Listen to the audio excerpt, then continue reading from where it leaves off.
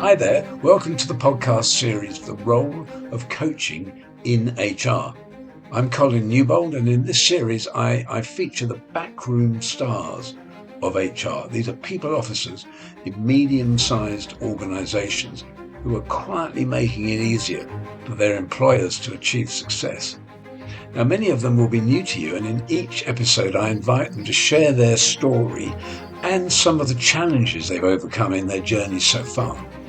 Now, the series is sponsored by the coaching platform findmecoaches.com, and so I also get my guests talking about what coaching they may have received, how they've used coaching in their careers, and how coaching is being deployed inside their organisation.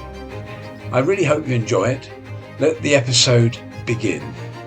So welcome to another episode of our podcast series, which is all about the role of coaching in HR. I do feel the need to explain the title because I've had one or two people think that this is all about how people in HR get coaching, or the benefits of coaching for them personally, and that wasn't my intention when I named the channel.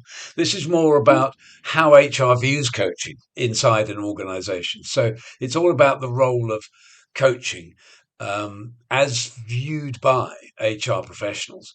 And this particular episode features a lovely lady by the name of Erin Boose, who is a US resident, and she has come my way over the last few weeks, and we've had some conversations, and she's been very happy to participate in the episode. So I'd like to introduce you to Erin, but in the way that I normally do, which is for Erin to make herself known to our audience in the way that someone who knows her well. So I'm going to do this now with you, Erin. Somebody who knows you well, perhaps a colleague, perhaps a family member, but this has a work focus. So how would that person introduce you?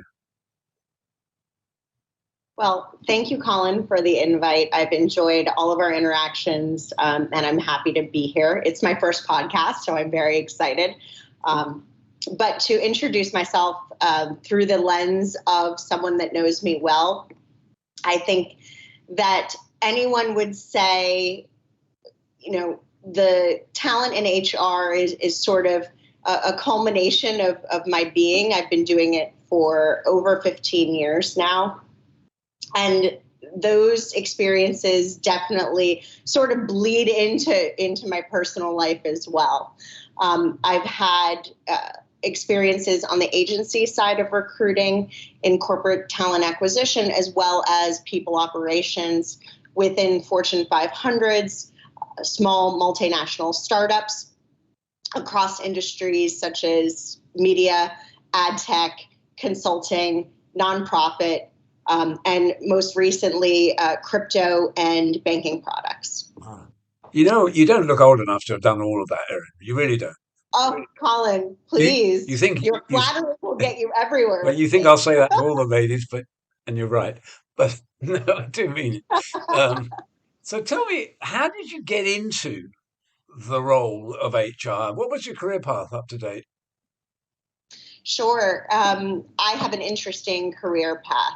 I finished college and had the sort of thought that I was going to work at the National Football League. So I moved to New York, where the NFL is based, started networking, and that was ultimately my goal. I wanted to work in a sub department of the NFL called player development. And that is an organization that is dedicated to players' lives that have to do with everything outside of their actual playing football. And it also aims to create life beyond playing the sport. So that organization will help them with how they want to get involved with charities. It will help them with post or more education if they want to, I don't know, go into finance after they're done with their playing career. It will help them develop their own foundation. And it really focuses on sort of the holistic player rather than just what they do on the field. Wow, Erin, that's I really hope that football in the UK, soccer as you call it, is doing something similar. I guess it is. I'm not aware, but yeah, that's a fantastic organisation. The leagues are very incestuous, and it is very difficult to get these positions. And I never ended up working at the NFL. However, I fell into recruiting. A friend of a friend said, I know a wonderful gentleman. He owns this recruiting agency. He said that you can go down and chat with him and that he might be able to help you out. I did just that. I met with Tom Foley, who is still a very good friend of mine. And he specifically had a recruiting agency that dealt with fashion and creative clients. After meeting with him, he said, you have no experience, but why don't you come work for me, answer phones, deal with paperwork, etc. I did just that. And that sort of got me into the agency side of recruiting. Wow, fantastic. So, given your, career to date, what are some of the challenges you faced in your role in HR, and how did you overcome them? There's so many. I'd love to share things anecdotally with you, real life experiences that I think would be helpful to sort of understand and to give color to this maybe undefined thing called coaching, right? Mm-hmm. Firstly, I worked at a media organization a few years back. And what I noticed very early on is this media organization was focused on blockchain and crypto technologies. Now, that's a very forward-thinking, very innovative space, yes? Yep, for sure. Well, what was so funny and such a dichotomy is that within this organization, most of leadership and then also the population was not tech savvy at all. Their inability to utilize their basic tools correctly was just not there. And they had no real reason to sort of learn how to utilize these tools either. I think because it was a media organization, you have legacy individuals from an editorial background that really rely on pen and paper most of the time, which is fantastic. And if that's how they do their job and they can get the most honest information, that's wonderful. But when you're in a 20th century organization where, you have a wonderful Google suite available to you, you have items like Slack, you have Bamboo and HRIS, you have all of these technological advances, you want to embrace those as much as possible. And, but without having a leadership that didn't sort of push forward and say, hey, population, you need to utilize these tools, you need to learn them, and they need to become part of your daily work life, then you end up with a population that sort of doesn't see how valuable these things can be and how they can improve your work life. Throughout the time that I was there, I would say quite often, well, we don't have a technologically savvy population. And with that, what you had was there was non-adoption of things like the HRIS that we implemented, the performance management tool. And when you have that happen, then you have a population that feels like HR is not supporting them, and then they also are not utilizing the tools available to then participate in things like your 360 reviews, etc. I say all of that because leading into my thesis that coaching happens in so many different ways and for so many different things. Coaching can be educating people on a new tool. Coaching can be one-to-one with a person in leadership. Coaching can be micro learnings through a product on your phone. Coaching can be an HR person with a population of managers within the organization.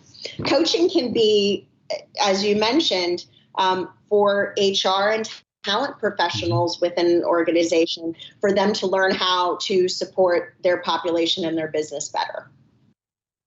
And it all started, of course, in the Football League. And it all started with and baseball, the wanting to work at the NFL. Yeah, Yes. for sure. I mean, that whole piece that you've shared is reminiscent of a model that I used to use, which talked about change. I mean, there was a massive impetus around change in organizations in the early 90s. I would say that absolutely blew up. And what I was doing in those days was separating change into two, if you like, two parts. One was the mechanics of change, which is some of the systems and things that you've been talking about, and the other, and this came about because the reason for the second part is because so many people didn't adopt these new technologies, these new systems, these new processes. They resisted, as we do. We resist change, all of us. It's a natural thing. So we used to call the other part the dynamics of change, and we would work, simultaneously on the mechanics and the dynamics of change. And the dynamics of change, of course, is where training, coaching, just listening to people, just exploring where their resistance is coming from and working through that. You can't do change without both simultaneously. Would you agree with that? I do. And I think you bring up an interesting point about resistance. One thing I always say that I learned from a spin coach in LA quite a few years back, and he always said it, consistency breaks down resistance. That's good. I like that. Yeah. It's very good, It is right? good. And it's so true. I may use that. Thank you. Please steal it. When you think about change, which is the only constant thing. Yes. Yeah. That is so integral in our work lives, hopefully, right? Because change means innovation. It means breathing new life into your business. Continuous improvement. Yeah, for sure. Yeah. Absolutely. Yeah. Continuous improvement and continuous innovation. Yeah. So when I think about innovation, which is all the time, I think about in any organization, in any position that I'm in, what can be improved. Okay. And then if I answer that question and I know that it can be improved, how do I educate around it? Yeah, absolutely. And that goes back to coaching and how we coach on different items. Yeah. Now, you've mentioned a lot of the benefits of coaching already. What else do you see as the positive outcomes of a coaching relationship? I mean, there are numerous to mention, but I think what people don't realize is that coaching within your workplace often will parlay or filter into positive outcomes in your personal life. One thing I took with me from an organization called Smartly.io, it's now called Smartly, which was an ad tech platform that I spent almost 4 years at. They believed in transparency, communication, and constant feedback. If there was an organization that was the epitome of feedback, it was Smartly. And that was either one-to-one, it was over Slack, it was through your 360 review. Mm-hmm. I don't believe anyone that has ever spent any time at Smartly got more feedback than when they were at that organization. Nice. And it was positive as well as constructive, was it? Positive as well as constructive, and probably more so constructive. Okay. Yeah. I mean, one of the reasons that I got into this whole business of human development, in particular leaders, is simply because I, came up through the ranks. I didn't go to university. I didn't. My career at school ended at 16 years old, and I just went into the world of work. And I had a lot of different jobs, and I had a lot of different managers. And it just occurred to me after a while that, some of these managers were completely ignoring good performance. It's like they just took it for granted and just assumed it would carry on. Um, and that's a shame. I think that's giving people positive reinforcement and positive feedback about what they're doing well. I quote Ken Blanchard, who wrote The 1 Minute Manager: catch them doing something well. Absolutely. Not just all the things that need improving. And I actually think we were really bad at that, certainly in the days when I was young and growing up in the corporate world. And I think today we are much, much better at that. I think, for example, millennials and Gen Zs, they put way more emphasis on that. And the positive feedback loops and what do they call it? I've forgotten the term now in HR. The affirmation approach, where you're being endorsed for your good work. It doesn't mean to say that your poor work isn't also fed back, but it's done in a very humanistic way that doesn't leave people feeling bruised and wounded. um, Absolutely. yeah. Okay. Brilliant. Well, look, we're coming to the end, and I really appreciate the time you've given, Erin. Um, if you had a Harry Potter magic wand, um, what would you like to see happening in human resources that isn't happening currently? That's a very good question. And actually, I had an experience yesterday that is informing this response. And also, you mentioned at the beginning of the podcast that people were misinterpreting and wanting coaching for HR. I had an experience yesterday where I was at an HR networking breakfast, and it was fantastic, really great conversation. But one of the conversation was around how this person was supporting the organization. And it was very interesting because this person was explaining how she had come from a multinational organization, 50,000 plus people globally, and recently moved into a startup within the last year. So an organization of less than, 50 people, very small, only at its Series A.